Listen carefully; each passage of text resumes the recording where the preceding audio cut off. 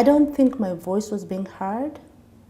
Being who I am, wearing the clothes that I wear, the way I speak, there's assumption that comes with it. And that assumption is, maybe I don't know what I'm talking about. We have over 6,000 Somalis living here.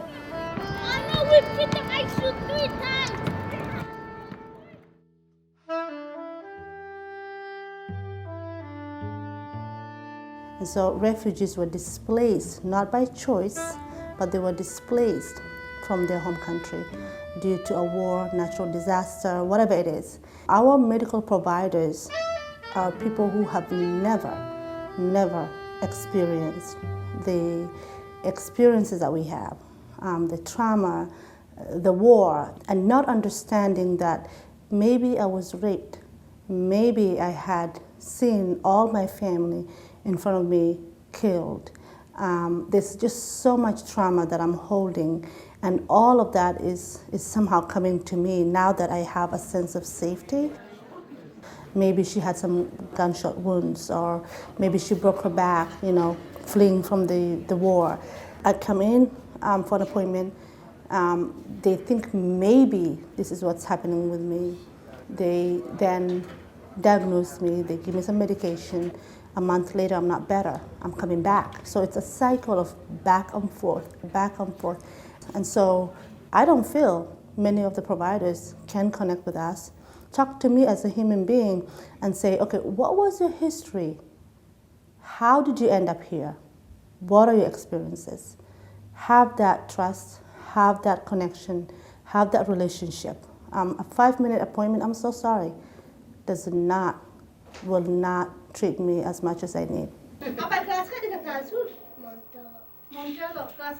Somali women. The Somali woman has to be subservient. She has to be shy. She has to not laugh loud. She has to not look at you eye to eye.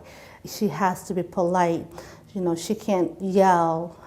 She has to be modest. The body language, all of that. I want to be a lawyer. Anything that you want. So from the culture that I come from, a white person represents authority. They come from a higher class, fear, intimidation. Maybe they know it best. You're in their country, so there's so much loneliness. There's so much helplessness, and then you've got a child who's in crisis. We've got experiences. We've got quite experiences in this community where, a tumor wasn't caught early enough. Parents didn't understand what they needed to do. Children, who've lost their lives because there was just that coordination and working as a team did not happen. And so it's just, and we shouldn't have that. Not in this day and age, not in where we are, not in our state. And so I want doctors to know that it's not a typical patient. It's a patient that has so much trauma and so much issues, and needs a lot of education and a lot of support to be able to get the best results that they can. Coming into a doctor's appointment, you diagnosing me and talking to me and not really looking at the deeper side to my story may do a lot more harm and damage than actually treating me.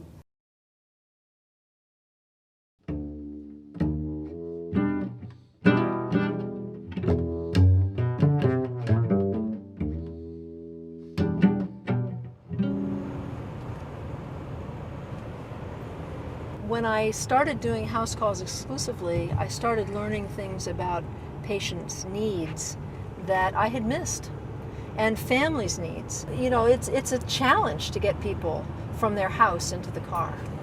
And we just keep giving them follow-up appointments. Come back and see me in 6 months or 3 months, and that's extremely difficult for people. We're going to do what I spend all my time doing now, which is seeing people who are unable to get out of their homes to the doctor.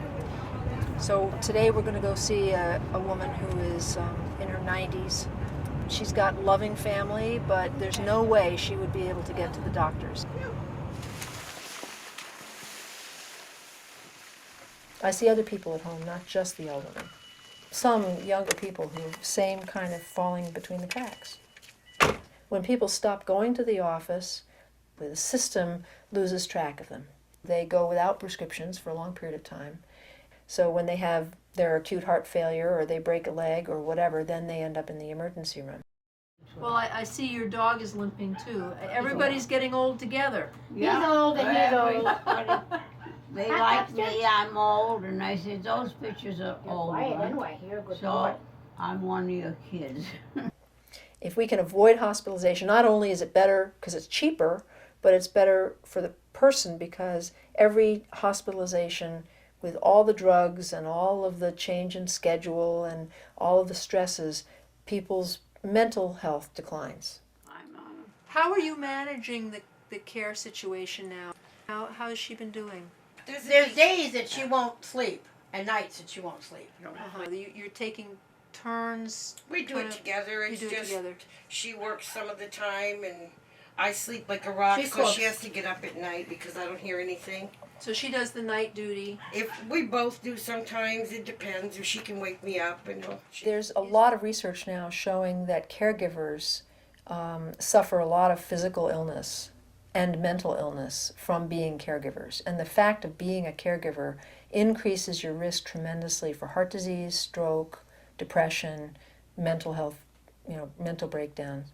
And we're learning more about that, but that's a tremendous strain on people to be a caregiver. I'm going to take a listen to your heart, okay? that's fine. All right, yeah. It's quite a heart. In practice, when you're in your office, you're seeing so many people a day and you're having to push them through that the person who doesn't show up is not on your mind. That's pretty good. Good, one more. Good. Okay. How's she doing with her chest pain and her breathing trouble?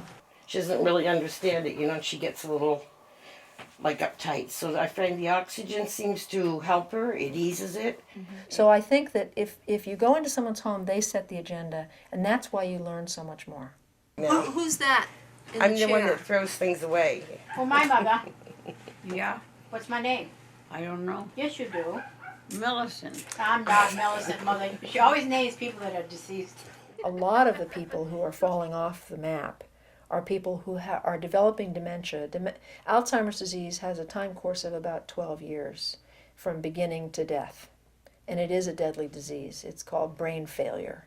But we don't call it that. And families miss it, patients don't want to know about it, and doctors miss it. And it's not until there's some crisis that it's diagnosed, but it's been there for many years, and it hasn't been picked up. It's important for people to be involved in planning for their own futures, but they can't do that if they've missed the boat already. The elderly are getting more elderly, so the caregivers are getting more elderly. The reality is that we're going to have, a near 50% increase in elderly people in the next 20 years. Cellar door shut, mother, yeah. You have to say every day, this is the moment. I'm with you now. This is the moment. And that's what's important. It's not what's the disease. The human connection is where it all happens. It's the most important part of what I do. That's right. How long do you want to stay around? I want a whole month. A whole month, okay. Do you want to live to be 100? Yeah, Well, I think you're going to make it. I think so too. I'm going to try it. What? I'm going to try it. You're going to try it. So what really keeps the soul of medicine is staying in contact with the people all the way through. And that's why patients and families respond to what I do, because it's human. If you take that out of medicine, you've taken out the soul.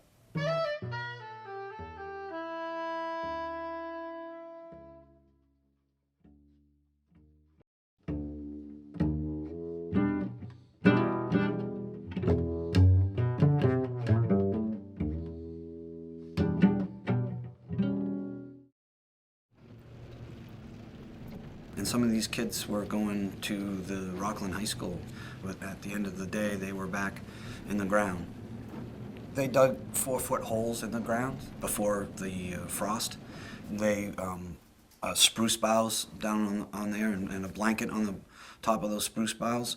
And they would tarp it over, and kind of like a tent, they would go into a small little cave-like hole in the ground. We have this year in AOS 92 76 registered homeless students. 57 of them are here in Warnerville. There are 11 in Winslow and 8 over in Vassarboro. And that is quadrupled in the last 2 years, so the highest that we've ever had. We're having families disintegrate. The student isn't always willing to say, well, my mom and dad don't live here. My mom's dead and my dad's in jail, and I'm just living from place to place. Their mother and father are alcoholics or substance users. They have major mental health issues. There's sexual abuse and trauma going on in the house. So they just flee. They flee the house. It's safer for them to be on the street, trying to find a place to be with their friends, family, and than it is to be at home with their parents. So what's going to happen with what I put on your gum? You know, if something happens, oftentimes students use the school health office as first level of health care, but we only have limited resources there. We have very young females, 15, 16, 17. They have substance issues. They're pregnant.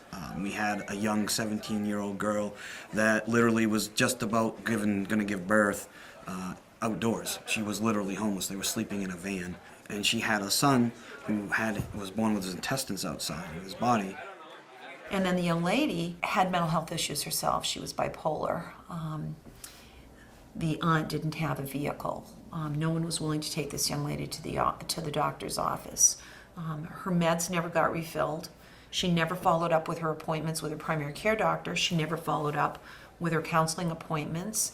So the young lady's behavior became more unpredictable. She became more explosive, and there was a lot of conflict in the home with the aunt. We see so many situations where children have mental illness and are so challenging for their families, and it just sort of tears a family apart, and the next thing you know, the kid's run away and is living on the street. And it almost feels hopeless of how to solve those problems, certainly not anything we can solve in the emergency department. They don't have a place where they can go if they're sick. Imagine what happens to one of these kids when they come to school and they've got 102 fever and they have to go somewhere. And sending them home, where am I sending them? And then if you have somebody who's got chronic illness, diabetes. And then the emergency department becomes the only place they can go when their illnesses have progressed to a very serious point. His mom moved to South Carolina, and there was a family willing to take him in, but they would only do so if he got main care. And so one of the requirements for him to get main care was to have evidence of his birth record or some sort of ID. But the problem was, didn't have a birth certificate. He was born in another state. Didn't have a state ID because he didn't have a birth certificate. And it was always a circular process. We could never get what we needed. It seems as though there's a barrier every step along the way. It's a tough one. It's you know. I don't think the general public realizes the largest, fastest growing population of poverty in the state of Maine is children under the age of 14.